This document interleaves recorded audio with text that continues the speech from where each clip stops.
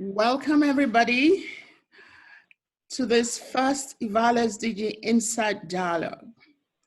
Can you all hear me okay? I suppose? Yeah? Good, fantastic, I hear. Just to say, please use your chat box bar very liberally. We'll be using it because we need this to be very, very dynamic. So, I'm particularly pleased to welcome you to this first dialogue. We have called it a dialogue for a purpose. Since the EVALSDGs and the other networks were created, the guidance group, which is a working group of the EVALSDGs, which is one of the 5 or 6 global networks, has been mainly working to generate information, documentation, knowledge that would be valuable for evaluators and development actors. In a very simple 2-page format, easy to digest, easy to read. You can finish reading it if you're a fast reader, less than 5 minutes, and you can read it as many times as you want to so that you can get the main message. But we realized that it wasn't getting as widely used as we would have liked to. So we thought, how can we make this a little better? And so the idea about having these dialogues came up. And so welcome to this first one. And this first one is interesting because we're basically trying to understand the implementation landscape for the Sustainable Development Goals and their evaluation, as well as implementation and monitoring. So we have one of the best people that we could have found on the planet to do this with us today. His name is Ziad Moussa. He's a past president of the IOCE, and he describes himself as an eternal enthusiast. We'll have Ziad introduce him for us properly now.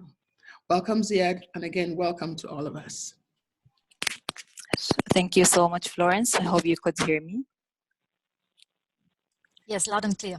Yeah, okay, great.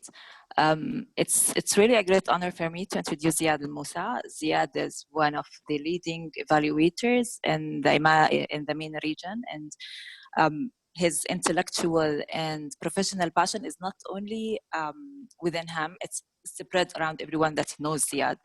Ziad has done a lot of work globally. Over the past 15 years, he has managed complex multi-country evaluation across the Arab world, the Global South, and well over 40 countries, and with specializing in evaluation in fragile contexts and conflict settings. Currently, Ziad is leading the M&E at DFID Yemen Independent Monitoring Mechanism, Tahsin. Since 2008, Ziad has been increasingly engaged in complex multi-stakeholders evaluations, particularly in the humanitarian sector, often in the leadership and coordination level. Some examples that were shared by Ziad and were done with well-known organizations, like his work on developing the contextual framework for conducting collaborative partner-donor evaluations for OECD DAC, a meta-evaluation of the response of UNHCR to the Syria crisis, and helping 16 major UN and INGO organizations improve their M&E and accountability as part of the whole Syria response. For everyone in the MENA region, and of course globally, knows that there is an association called Middle East and North Africa Evaluation Association. Ziad is one of the founders, and after establishing this important association for the people in the MENA region, his efforts were acknowledged by his peers when they elected him as a president of International Organization for Cooperation and Evaluation, the IOCE. And this organization is a unique representing, bringing together association from over 155 countries. He is also a co-chair of EvalPartners in the period between 2016 and 2018, and since now he's for me and other evaluators is a godfather for evaluation in the MENA region. And again, welcome Ziad. The floor is yours now, of course.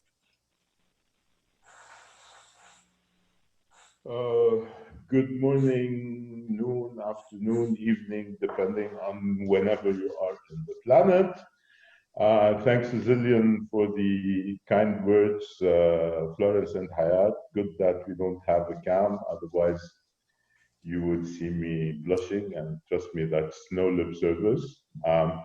In fact, I've been blissfully retired from the, let's say, global evaluation governance as of 2019. But when I was contacted by Hayat and Florence for this dialogue, I said to myself, we cannot refuse a dialogue. Basically, it's a dialogue. So I have prepared 255 slides that I'm going to throw on you the next 20 minutes. Okay, I see you sweating. It's not Corona, it's just 20 slides, don't worry, because the whole idea from this exercise is to be able to talk. Now, you might hear me as sounding a bit harsh on VOPEs, but you know, VOPEs are somehow in my DNA. So the adventure started by establishing EvalMENA, from EvalMENA to the world, and I'm still a very firm believer and supporter in VOPEs. But I would like today to challenge you a bit as we talk about the VOPEs and the SDGs. The 20 slides I spoke about are roughly divided into 5-6 slides of a macro context, some emerging issues that need to be taken into consideration when we talk about SDG implementation on one hand, and the VOPE involvement in that on the other hand. And then I'll speak a bit about that magnificent beast called VOPE, what they can and what they cannot do. And then we'll just open a dialogue, because I hate dialogue cannot be a monologue. So my commitment to you is to speak for maximum 20 minutes, and then we'll let the audience speak. Let me first see if I can share my screen. Inshallah. So there you are. And it's a reminder, please, for everyone to mute your phones. Herbert, I see you raising your hand and you're not muted, so please, if you can mute. Thank you. Okay, can somebody in the chat box tell me if my slides can be seen? Are you able to see, or if not the chat box, because I'm in full screen mode now, I cannot see the chat box? Yes, we can see them. You can see, excellent, thank you. But there's a background noise.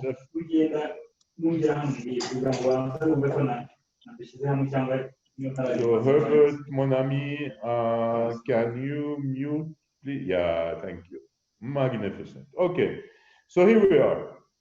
Let's start first by some trends. I've selected 4 trends.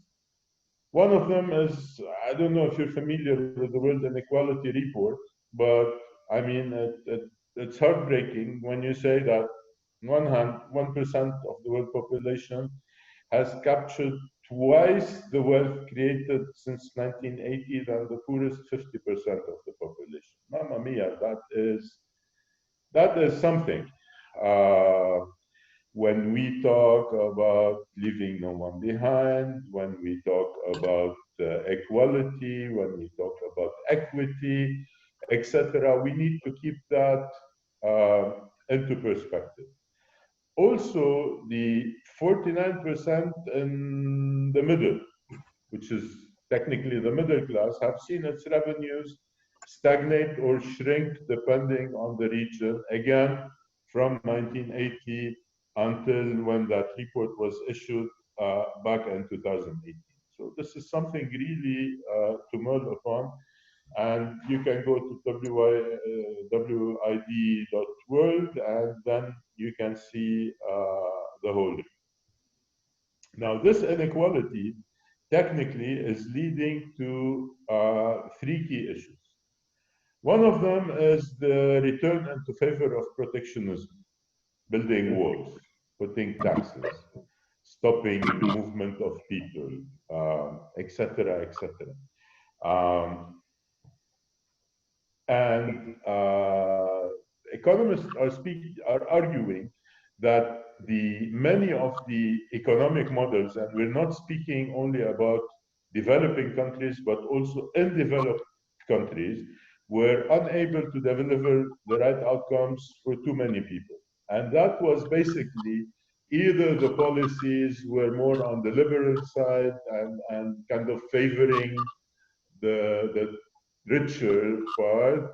Sometimes with more or less success, they would be looking more towards social protection, let's say, social models versus the liberal ones, and looking at the poorest side. And in the meantime, let's say the silent middle has been, kept idle and stagnant. And for those of you who would follow the news, the gilets jaunes, the red gilet, the yellow gilet in France was the massive revolution that kind of paralyzed Paris and France even for more than a year. Was somehow triggered by a 6 cents of a euro increase on the liter of fuel. But its root causes are way beyond that 6 euro cent increase. And technically, that the straw that broke the camel's back. So this issue of inequality makes a strong case for the universality of the SDGs, particularly for the global north. The debate being more classical, I would say, in the global south. The second one is what we often call the fourth industrial revolution. No, the first industrial revolution was the mechanization, the steam, the water power. Then we went into the second one in the 70s, mass production, assembly lines, electricity. Hit as hard the screen in a meeting to ariko nagabanyije hano kuri volume noneho kugira ngo ntabwo nabona ko nsubira kugira ngo nongere hano kuri volume. He muted himself. Okay, so the third revolution, industrial revolution, was on computers and automation, and now we're in the fourth one. And the fourth revolution, the lines between the physical, the digital, the biological are becoming more and more blurry.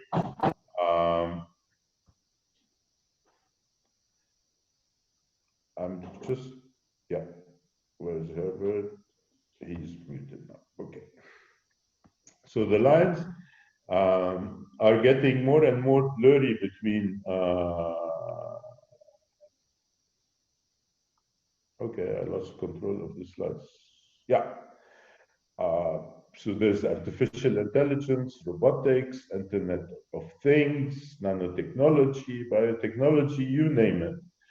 And it's quite important to note that today, those who have gained the most are the consumers who can afford it. They can order a cab online, they can Uber, book a flight, buy a product, make a payment, listen to Deezer, watch Netflix, play an online game. Examples are many. However, the implication is that this fourth industrial revolution will displace workers to machines. And there's a serious study issued by the European Union last year that estimates that the man-woman power needed over the next 25 years is gonna be cut by, like within an conservative estimate by around 25%. That is basically because machines are increasingly taking the place of workers. There's also this issue of talent versus capital, and when we speak talent, we talk about access to education, access to innovation, access to opportunities, which necessarily do not count for the, those who can likely be left behind, as well as the increased segregation into low skill, low pay, high skill, high pay, that would again further exacerbate this notion of inequality. The third insight is that overseas development assistance would not be anymore the single most player for development countries. So you can see that based on World Development Indicators and World Bank, ODA has been stagnant, slightly increasing. We don't know after the Corona episode now what will happen, while remittances, for example, have been on an exponential increase. Foreign direct investments as well, fluctuating. You see the drop mainly around 2008, but now it's moving up. And as we always say in evaluation, keep disaggregating, because if you look at Africa, for example, they almost go hand in hand. So foreign direct investments, remittances, overseas development assistance, more or less evolve in a similar pattern in Africa. While if you look at Asia, for example, mamma mia, foreign direct investments are taking it stellar high, while ODA is on the lower side. And it's interesting that today I've seen from the list of participants we have from Africa and from Asia and from elsewhere. So I suspect the debate would be quite hot about it. And last but not least, then came Corona. Apart from like we're doing the smartest thing, it's the only conference that does not have to be cancelled or adjourned, because each of us is sitting with his or her aseptic tools in a room.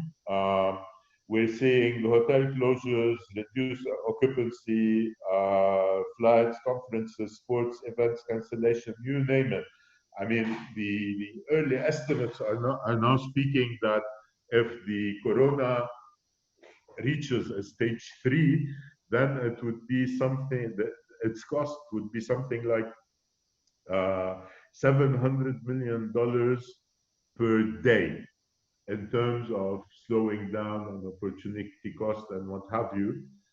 But if also you're following the alternative news about Corona, pollution is decreasing, the stress on resources is decreasing. So really this whole interdependence, interconnectedness, chase towards more and more is forcefully being put to a halt by Corona and forcing us to think. All right, where are the VOPEs and all of this talk?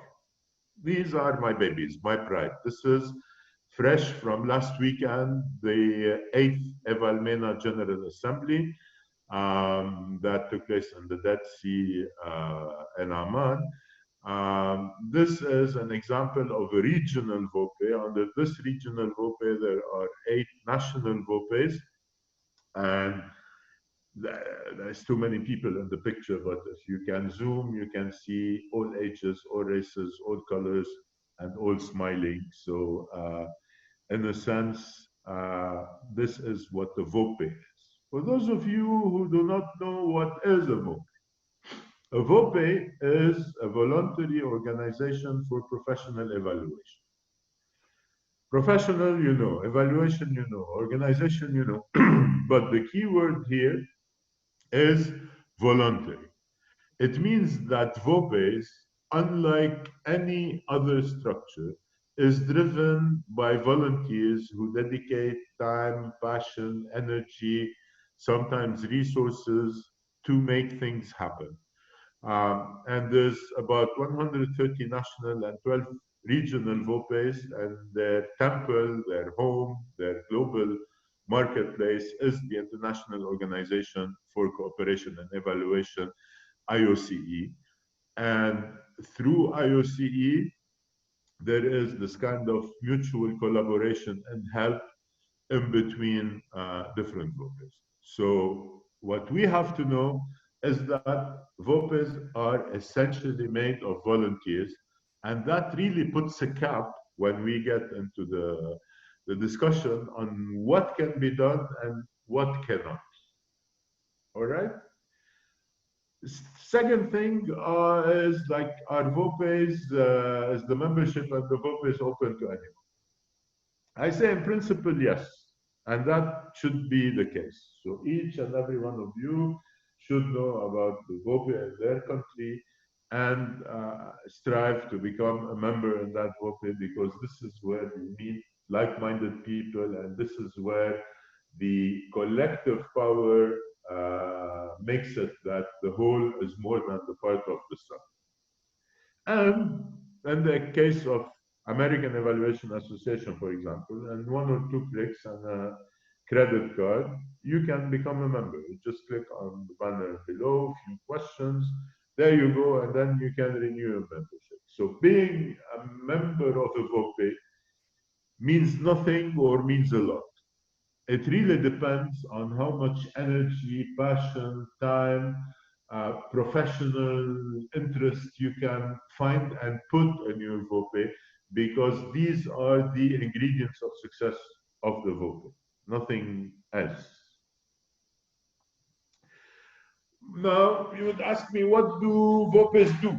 Because there again, that's really very relevant about the debate around the SDGs. So one of the flagship products of the VOPEs are conferences. And I'm sure that out of the 34 participants in that call, each and every one of you have traveled at least once, 2, 3 times to conferences. And conferences are really a great place to meet, exchange, learn, but you know, you could get some conferences overkill, especially that in evaluation we have a fabulous model. So we are supposed to pay to take place at the conference, and then we present papers for talks and panels. And if all our papers and talks and panels are accepted, we end up, you know, rather than going to learn, hopping from one panel to the other, just sharing our wisdom. So I really have, in hindsight, now that I've recuperated from my 8 to 10 conferences a year rhythm during the IOCE EvalPartner days, that more could mean less in some cases. But also VOPEs do capacity development activities. These could be training on evaluation tools and techniques.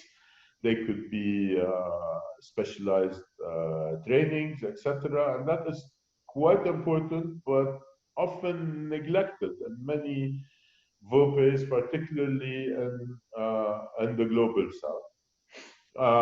Regional VOPEs and big ones, like let's say the SAMEA, South African Monitoring and Evaluation Association, do have a journal, so they really participate in knowledge and content creation. And since a magical organization called EvalPartner came into existence, and I won't explain to you what is EvalPartners because you are in a conference sponsored and initiated by EvalSDGs, which is one of the building blocks of EvalPartners. There has been joint research and collaboration, etc., etc. Then the question is, are VOPEs rich? I see you smiling, particularly those of you in a management position on VOPEs. I would say they're rich with their people. So there's a tremendous human capital in VOPEs, but finances are always an issue. to wrap up the conference, to sponsor those who cannot make it, to keep a minimum secretariat cost going. So when I say rarely support staff, this means, I mean, you have a VOPE of an average size of, I don't know, 100 members who charges, I don't know, $20, $50, which is what AA and European Evaluation Society charge, more or less. That makes it too little to move 2,000, 3,000. So this is not enough to have support staff. And I can tell you from 4 years of experience that it is very difficult, although not impossible, to harness financing for evaluation capacity development, which is at the core of the work of VOPEs. So in that sense, again, when we will be debating about what VOPEs can do with the SDGs, we have to keep that in mind as well. Last but not least, on VOPEs, I mean, what is the natural habitat of VOPEs? So we normally talk about the evaluation ecosystem at the national, at the regional, and at the international level. Within that ecosystem, of course, evaluators are essential, but also commissioners, academia, civil society, government, parliamentarians, foundations, private sector, etc., etc.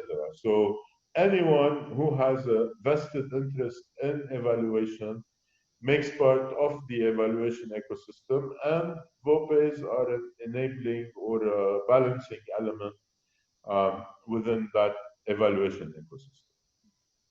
So, and when we talk about national evaluation capacity development, we have to keep in mind that model that should be enshrined in all the work that is done under EvalPartners. So a national evaluation capacity, which is, you know, the DNA, the water and the sun and the wind of the evaluation ecosystem, rests at 3 pillars. Individual capacity in terms of skills, knowledge, experience, etc. The institutional capacity at the level of policies, procedures, frameworks, governments, etc., as well as the enabling environment within which individuals and institutions work with each other, but also the relation between these 3 elements that make the entire ecosystem. And of course, the push and pull factors are the demand and supply for evaluation. Okay, so let's bring the discussion towards landing and talk about the work of the VOPEs in the context of the SDGs. Guys and girls, after 25 years in the business, I can tell you that evaluation is partly a social exercise, partly a political exercise, and partly a technical exercise. And if you want to speak about implementing the SDGs, evaluating the SDGs, what have you, you have to keep these 3 dimensions in mind. I have to say, from my experience at VOPEs, that we are more or less still focused on the technical part. Quantitative versus qualitative, indicator versus story, randomized control trials or not, you name it. And that has been somehow shaping the debate. However, the global evaluation discourse is slowly shifting towards a more encompassing evaluative thinking. Quinn Patton, after developing developmental evaluation, utilization-focused evaluation, is now more and more talking about blue marble, which is a holistic Anthropocene-inspired approach to evaluation. However, this, to follow that move from a purely technical approach into embedding the political and social dimensions needs serious paradigm shifts.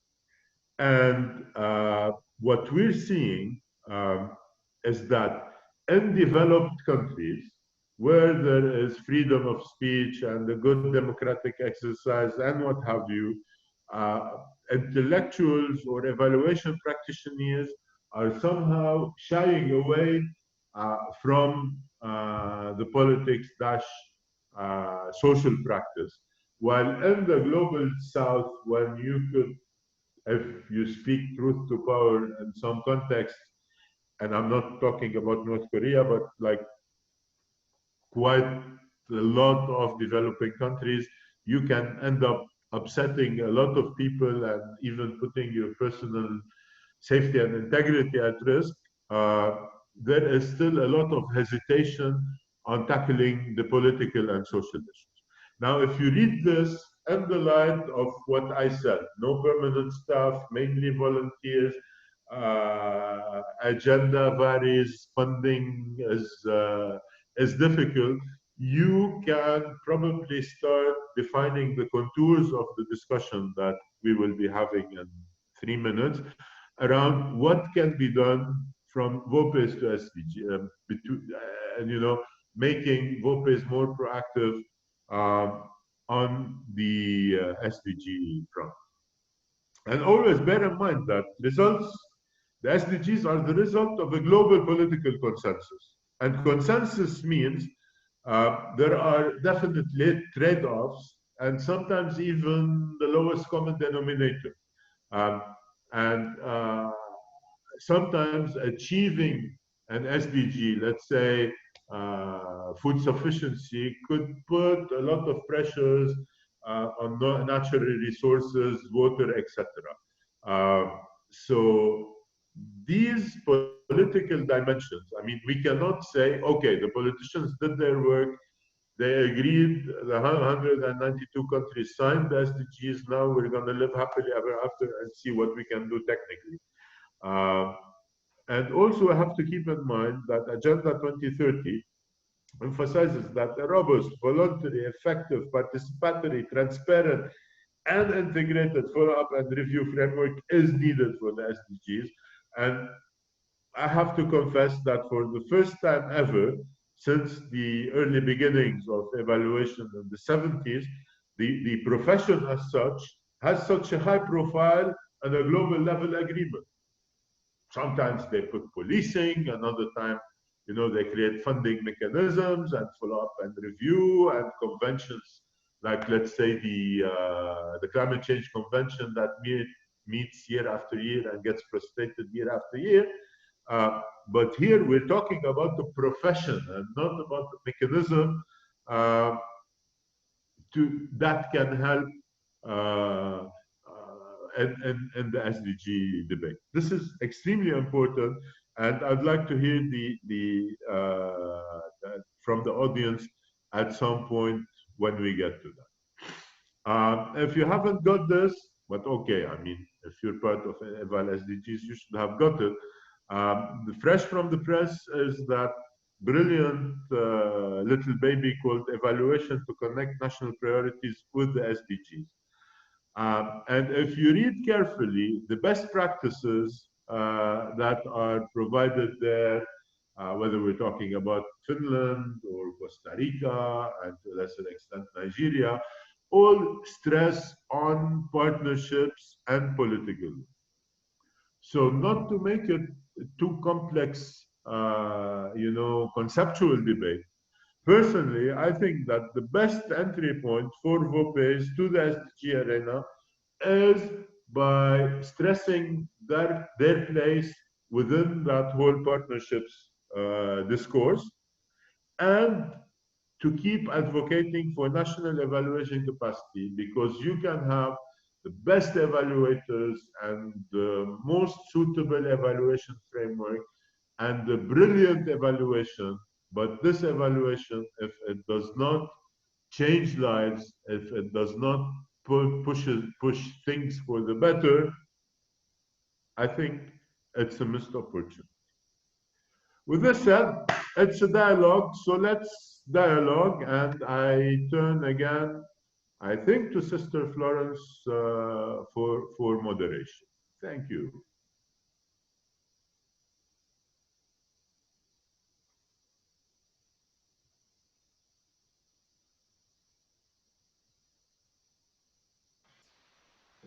Hi, good morning. Diana Davis-Smith, Country Lead, Jamaica VOPE. When you speak of regional, thanks very much for your discussion, your presentation just now. When you speak of regional VOPE, would we consider the Caribbean Evaluators International a regional VOPE? Say again, I didn't get the question. Is the Caribbean Evaluators International regarded as a regional VOPE? Is that who yeah, I think this is a question to be asked to the board of IOCE, but during my tenure at IOCE, it wasn't, let's say, as a regional, but definitely part of the big IOCE family. Regional versus national is just a distinction in terms of the number of countries and the number of members involved, but also the level of maturity, activity, rotation and governance, etc., etc. But I will not be speaking on behalf of IOCE. I think we have some IOCE board members here who can answer. Thank you.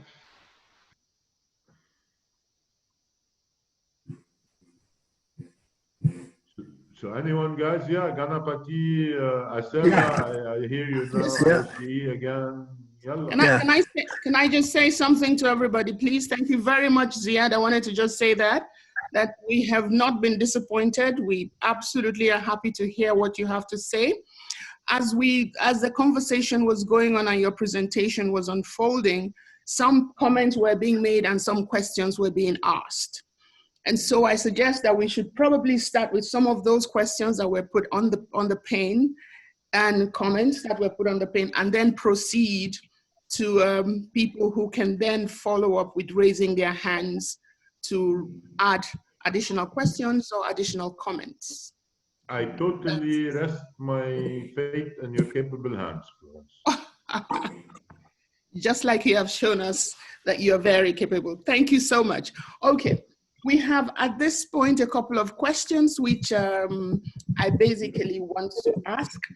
But before we do that, we would like to find out how many of us have familiarity with this international landscape, this institutional architecture to deal with the SDGs that Ziad has so poignantly pointed out to us.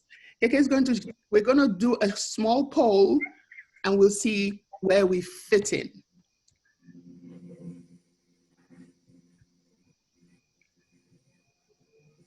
Katinka, good, fantastic. If you just, we would go to the website. Hello. Go to the website as indicated.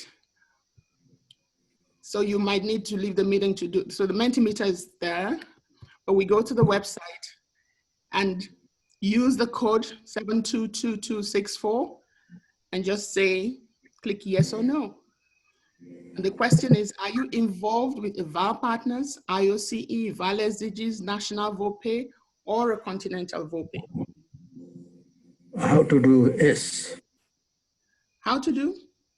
Yeah, yeah, okay, I did it, yeah, okay. Yeah, it says. Can you minimize your screen a little bit? KK. Okay, let's see what we have. Florence, can you minimize That this? only 6 people have been able to go there. Oh, but lovely to see the results coming real time. Wow. Absolutely. Yeah, could we have a few more people? Yalla guys, menti.com. Menti.com. When you log into menti.com, they will ask you for 722264 Yes. and vote. Yes. Voila. Voila. Okay, well, that's 12. That's not even half the numbers in the 13 going on. Good. Okay, gives us a fair representation.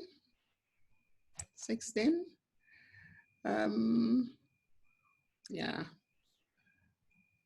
14, good. Fantastic. So the picture seems we're getting, if we stop this now.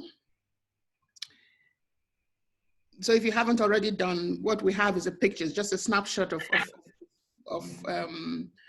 who is represented here. So we thank you for that participation in the poll. So we will now go back to our original screen. Yeah, no, not this one. Ziad's last screen at the very least. And we have so far 5 questions and two comments by the time I captured it. The first question really was about, you know, when you were talking about the 4th industrial revolution, and you mentioned that you mentioned the people who had gained the most as the consumers.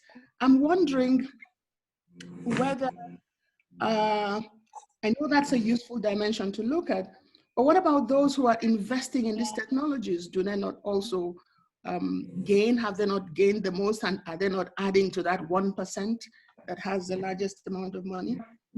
And what does that mean? What does that mean for evaluation? Second question was, this is pretty straightforward. Is there any VOPE in Thailand? You might know, or some of the people represented here might know. The third question is, do VOPEs have standard operating procedures?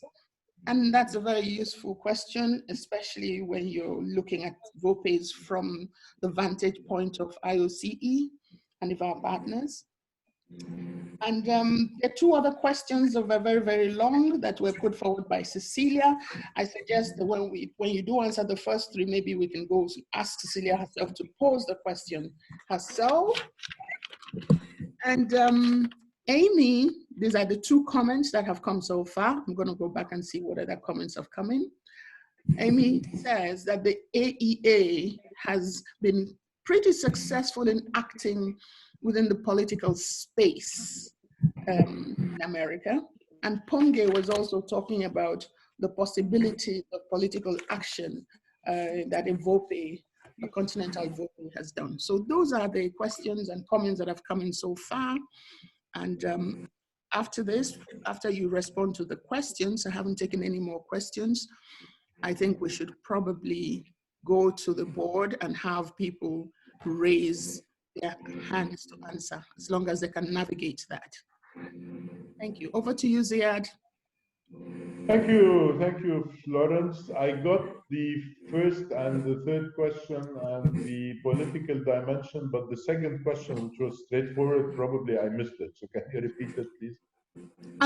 The second question was really a question of, the person was interested in finding out whether there are any VOPEs in Thailand. Okay. And so there may be people in the audience that know that. So it's just a question of telling him or her yes or no. Okay, so that we go to the chat box. But for those who do not know the landscape, I could, when you were asking, I got into my my IOCE folders, and I can, if needed, share one slide, which is this one.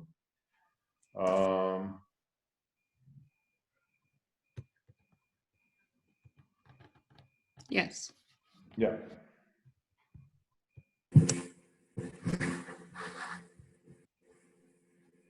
Yeah, so basically, this is a bit the landscape. The VOPEs are here, okay? And for the question on whether they have a standard operating procedure, if you go to IOCE.net, and then there's a section on the VOPE toolkit, which includes not only standard operating procedures, but also plenty of details on what to do and what not to do, and how to manage your VOPE and how you grow your numbers and how to comply with the legislation on whether you formalize it or not, etc., etc. So plenty of very interesting goodies out there.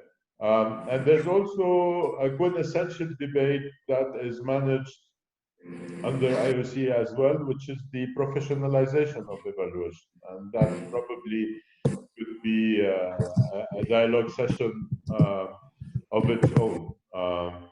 And there, within IOCE, has created, together with the UNEG, which is the United Nations Evaluation Group, EvalPartners. So EvalPartners is a partnership between the VOPEs, represented by IOCE and its constituency, and the United Nations Evaluation Group, represented by many others. And that is that famous logo that you hear about, which is EvalPartners. The EvalPartners has 5 offshoots, 5 children that I love, like you know, my children. One of them is EVALSDGs, where we're meeting now, but also Eval Youth, who has done a magnificent, I would say magnificent work in preparing and bringing into the scene a generation of new Eval leaders. There's Eval Gender Plus, and we have Madame Eval Gender Plus, Florence, behind the mic today. There's also Eval Indigenous, which argues that, you know, the cultural sensitivity, the regionalization, the oral traditions, let's say, the anthropologico-cultural factors that need to be blended with the technical factors to carry an evaluation. And we have also the Global Parliamentarian Forum for Evaluation that, in a record time, just 5 years, managed to establish parliamentarians as complete stakeholders on board, hand in hand with other stakeholders into the scene. And EvalPartners normally gets its funding as managed by IOCE and gets its funding by donors. So that is more or less the global evaluation ecosystem. Regarding the fourth industrial revolution, the problem with the fourth industrial revolution is that you can be the biggest hotel company in the world and not have a single hotel. And I'm talking about booking.com. You can be the biggest taxi company in the world and you don't have a single car, and I'm talking about Uber, etc. Even the Amazon effect, and we're seeing this getting incremental year after year, to the extent that it is the idea and sufficient investment to make it work that would generate the income, and the busy hands behind it, whether it's the bike riders at Deliveroo or the taxi drivers at Uber, etc. They're really struggling with that push race to the bottom of wages and costs. And that is really the divide. So when we speak about leaving no one behind and about reducing inequalities, the dire implications of the fourth industrial revolution is that it is, as we speak, exacerbating inequalities. Those who have the knowledge and the capital are making global platforms and massive profits, and the poor are getting poorer and poorer. Over. Thank you very much. I think you have answered the questions. I would like to ask Cecilia if she's there, if she's still there, to ask her questions, and if she can hear me. Yes, Yeah. I'm here, Florence. Great, fantastic. Please go ahead with your questions. Maybe you should make them short and crisp. You had 2 questions. I suggest you ask one so others might be able to ask theirs. That's okay with you. Yes, thank you, Florence, and thank you, Ziad, for the presentation. I'm Cecilia Deme. I'm involved with EVALSDGs, and I work as an independent consultant. So then I will choose one question. This is related to the system thinking approach. I am reading quite a lot about applying system thinking in evaluation, and this is very much valid in conflict and post-conflict settings, where there are volatile environments, where usually organizations operating in the field, they have to apply development evaluation if they are using evaluation approach. But my question is about, what do you think that system thinking approach will override other approaches in evaluation? Because also, if you look at the SDGs are interconnected. So if some organizations, or if we evaluate SDGs, we should definitely apply, I think, a system thinking approach. Or what is your opinion about this?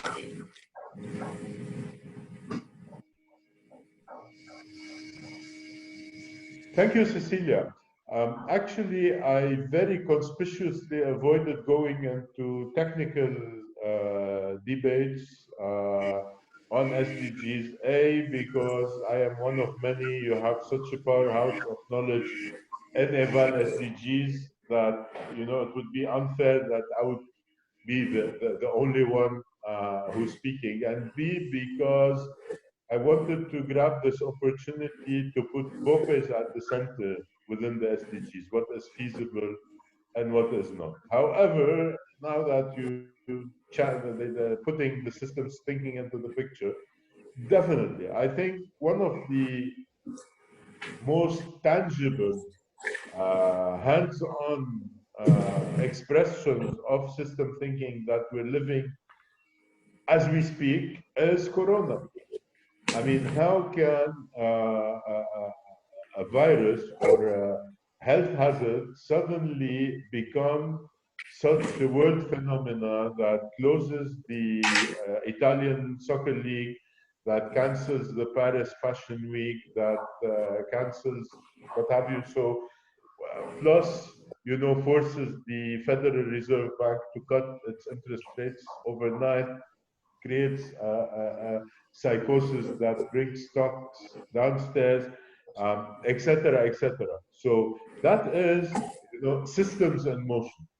And personally, what I would learn from the Corona experience, I mean, before in all of the debates, we've talked that the SDGs are interlinked.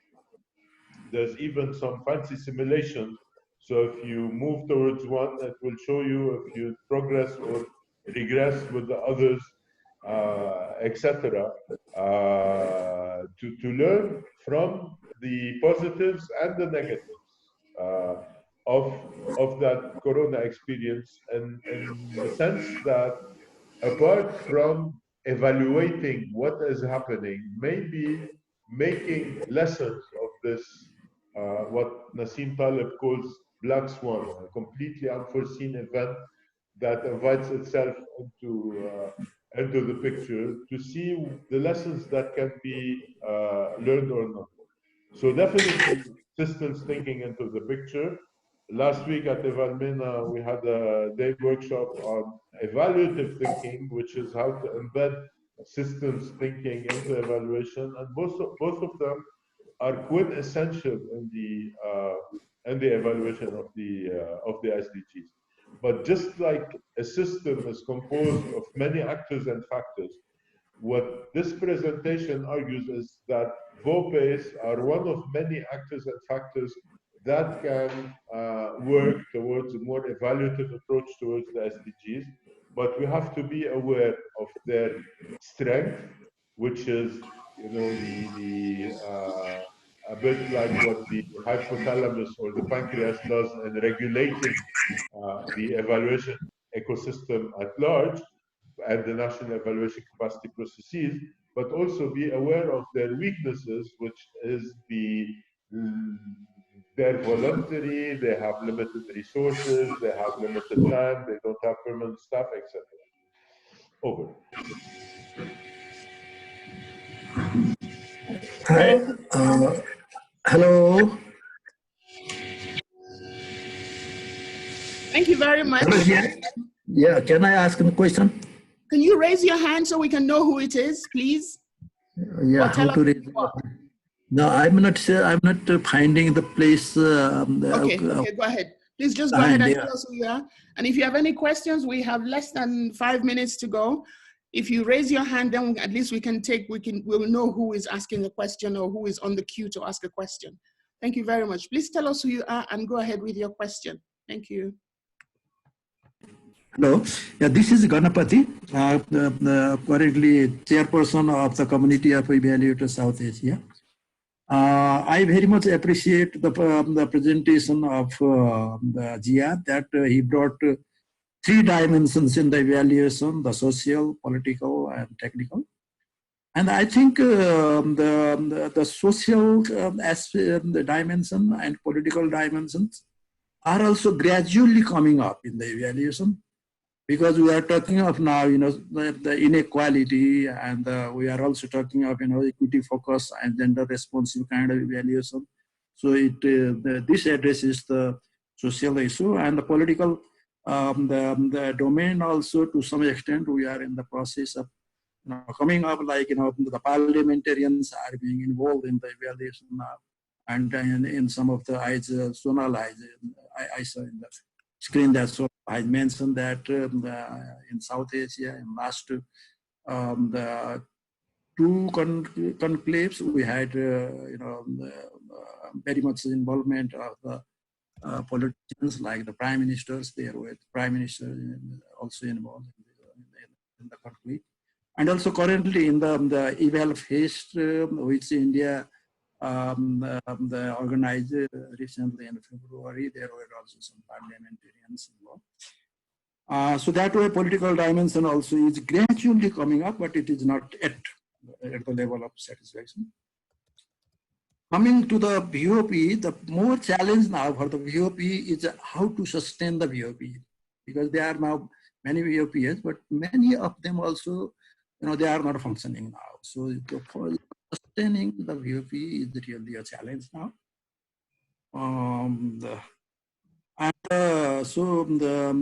I think we need to also emphasize on the capacity building of VOP. At the same time, evaluation of the VOP themselves. You know, how they are doing. Are they doing the you know? Thank you. Thank you very much. Yeah. Thank you very, very much. I did not hear a question in there, but I see that Ada Kanini says her screen has no hand raising. Ada, do you have a question? And that will be the last one because our time is up. My hand is up. Sue from Liberia. Okay. All right. So we'll take those 2 questions. And that is the smartest way to raise the hand, too. It's to raise a voice. Okay, so Ada goes first, and then we have Sue. Thank you. All right. Good. 2 questions. Ada, please unmute yourself and ask your question.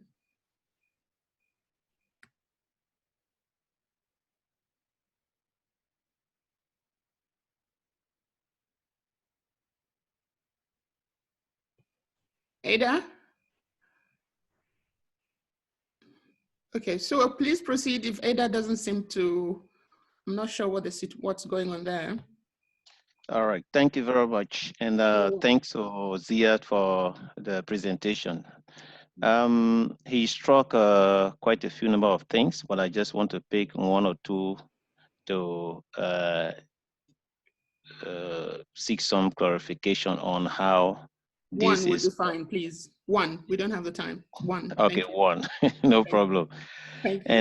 And is on partnership. From where I speak, the issue he raised about partnership and political will, advocacy, they are very important in the context of Liberia.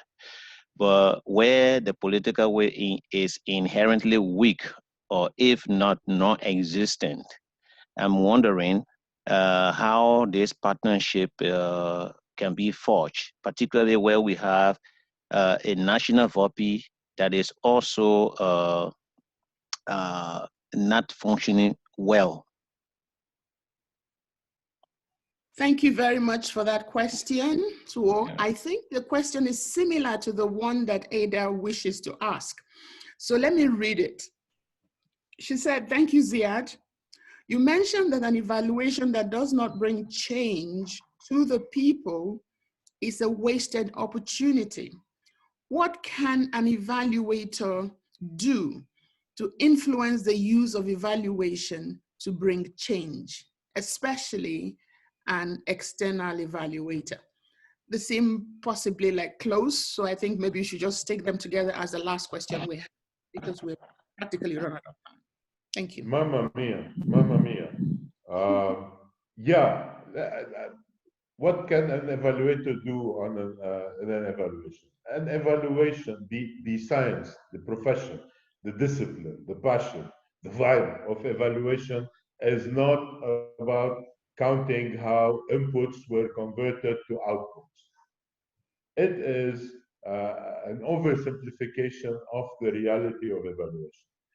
Evaluation is really should be capturing the transformative processes through which the use of the inputs and outputs generated outcomes. And I mean, I will not go in the temptation of speaking technical today. We're talking VOPEs. But the idea is that within every development project, there is an inherent human betterment dimension. And no one can capture and suggest corrections and improve these human transformative dimensions better than evaluations. So that is the answer to the last question. Regarding the stressing on partnerships, unfortunately, if you read the very important document that was produced by EvalPartners, which is Agenda 2020 and which would be Eval Agenda 2020, that we developed it in the year that followed the SDGs. And one of the main findings of evaluation of the Eval Agenda 2020 is that evaluation is not yet recognized to the full potential it can bring to that human improvement or human betterment process, whether it's economical, social, environmental, under the sustainable development dimension. That the issue of partnerships in that sense is quintessential. And unfortunately, because evaluation is not properly recognized, we are not invited to the party all the time. So when, let's say, I see a global conference or a global platform or a regional one or a national one taking place without VOPEs being invited on the table, that is an aberration. And in order to find this place, we could either sit and lament, or we could be proactive and asking to be where we want to be. However, again, as I said, this would need dedication, resources, time that VOPEs do not always have. And the solution, you know, I'm not marketing for EvalPartners, but the natural solution through which VOPEs got two very powerful allies in the process, the UN organizations and the parliamentarians. So by you know, nurturing EvalPartners and by working together more closely in EvalPartners, but also by, you know, there's no hierarchy, but really a very, very collaborative, horizontal way of working. Try to push evaluation and VOPEs on the table. How to sustain VOPEs? Again, EvalPartners and institutions like EvalPartners. Maybe at some point you could go and read the complex website of EvalPartners, and you will find that there are many. Technically, I know from the days where I was in charge, more than 70% of the resources of EvalPartners went directly to VOPEs, and that was the best thing that happened to VOPEs and should continue. Florence, that's all I can have. Over to you for the closing. Thank you so very much. Our time is up. We have one last, for those of, since we had about 15 or 16 do the last polling, hopefully now we have everybody doing the last poll. We'll just, I'll just hand over to KK to put on the last poll for us, and we will do it, and then we can close so we can see for ourselves how this has been for us. And I'm hoping that we would all respond to this poll, please. Thank you.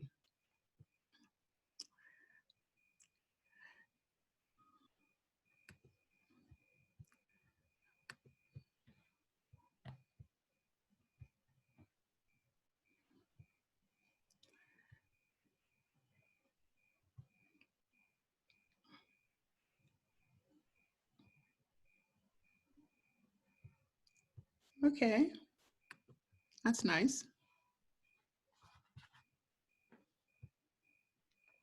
It was informative, I see. Any more superlatives? Any others?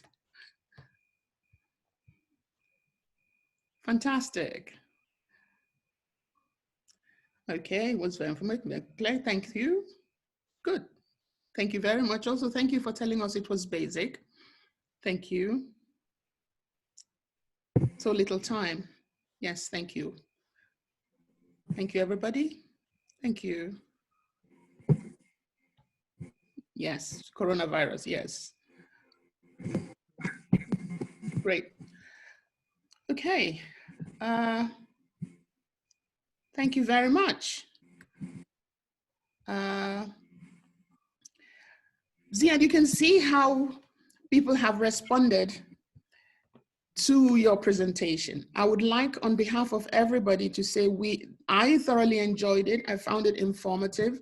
And as you can see, there's something to say for that it was very little time for it. So maybe we have to come back to you and have a conversation about what we will need to do in the future, perhaps a second one, a second dialogue.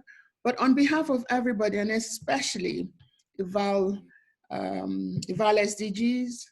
the entire EvalSDGs group, and especially the management group of the guidance group, I'd like to say thank you very much for being guinea pig in a sense, but not necessarily. Sorry for the reference to pig, but this has been absolutely wonderful. We couldn't have chosen a better person for this first dialogue. Thank you very much, Ziad, and thank you all for being here. Have a lovely Thank you guys. See you under the big Eval skies at some point. Yes. Thank you for organizing as well. Thank you very much. Yeah, it was very nice, very interesting. Thank you. Thank you, thank you. Thank you all. Have a great weekend. Bye, guys. Thank you very much. Okay. Just bye all and thank you very much.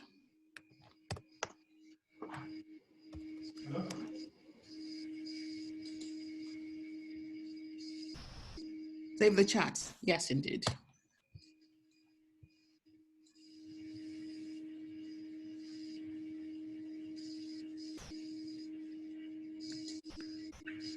Florence, are you still there?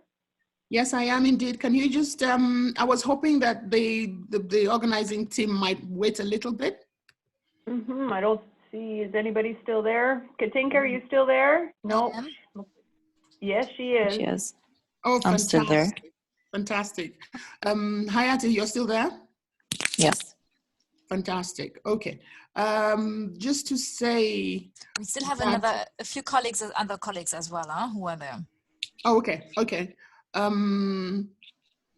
So that basically we want to say thank you to everybody, and I wanted to ask, Keke, did you have just the comments, or did you have anything remotely like a chat? I think we can save the chat, right? If I'm not mistaken, I think there is a way to save the chat. Maybe the host would do that. Kanika, for the last one, how desirable or how did you like it? Did we have only qualitative responses? Those comments I can extract easily from the polling. That's on me.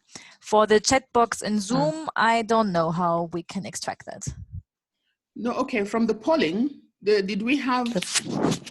For the I have a screenshot, but I think I can from the polling. I can easily extract it as PDF. We have it all saved. Yeah. Fantastic. Thank you very much. Okay. For those of you who were part of organizing this, I'd like to say thank you very much for all of your efforts, and thank you, Lino and Melina, for hosting it.